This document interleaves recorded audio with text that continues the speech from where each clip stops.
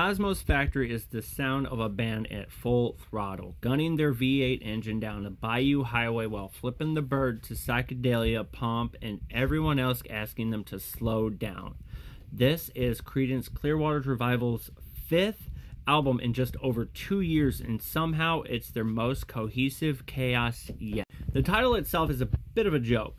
Drummer Doug Cosmo's Clifford dubbed the band's rehearsal space The Factory because band leader John Fogerty had them practicing like shift workers in a Detroit plant. Take it from me, I know I work at General Motors. If that sounds harsh, well, the results speak for themselves. It's not the sound of burnout, it's the sound of sweat-soaked Americana getting polished under a fluorescent light, track after track. From the needle drop of Ramble Tamble, you know you're in for something different. It starts as a swampy barroom rave-up, then mutates into like a long, meditative instrumental that sounds like you're driving through a thunderstorm in the deep south. You got the windows down, the radio cranked, and it's CCR's Sister Ray if Sister Ray wore denim and fixed its own carburetor.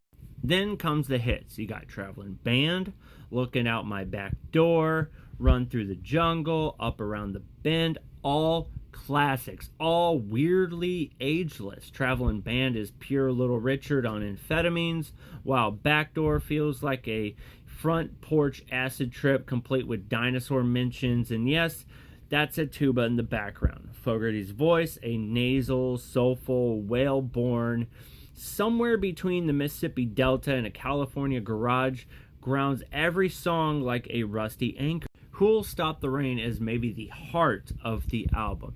It's deceptively simple. It's 3 chords, wistful lyrics, but it hits like a spiritual crisis dressed in denim. Written in the shadow of Vietnam and Woodstock, it feels as relevant today as it did in 1970. Weather metaphors haven't aged this well since No. And then there's the 11-minute I Heard It Through the Grapevine, CCR's audacious stretch into jam territory.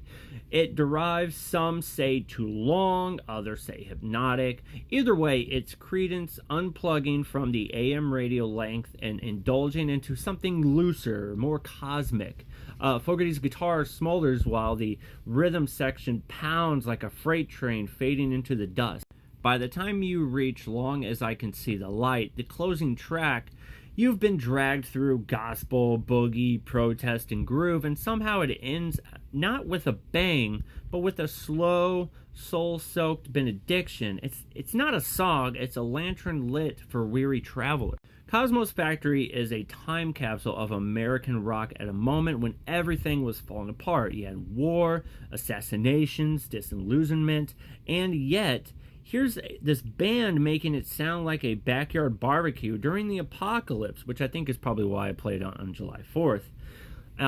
It's blue-collar poetry wrapped in fuzz and twang. CCR never got the critical respect from their contemporaries, but this album makes the case loud and clear. They were never trying to be cool, they were too busy being timeless. So if you haven't listened to this record, check it out, let me know what you think.